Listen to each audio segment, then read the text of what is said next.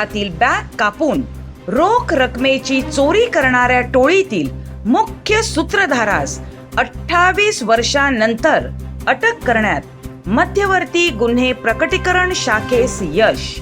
सन 1996 मध्ये काशीमीरा पोलीस ठाणे कार्यक्षेत्रातील मीरा गावठण व अमर पॅलेस बस स्टॉप जवळ प्रवास करणाऱ्या प्रवाशांचे गर्दीचा फायदा घेऊन त्यांच्या नकळत त्यांच्या हातातील बॅग, पॅन्टचे खिसे कापून रोख रक्कम चोरी करणाऱ्या आरोपी विरुद्ध काशीमीरा पोलीस स्टेशन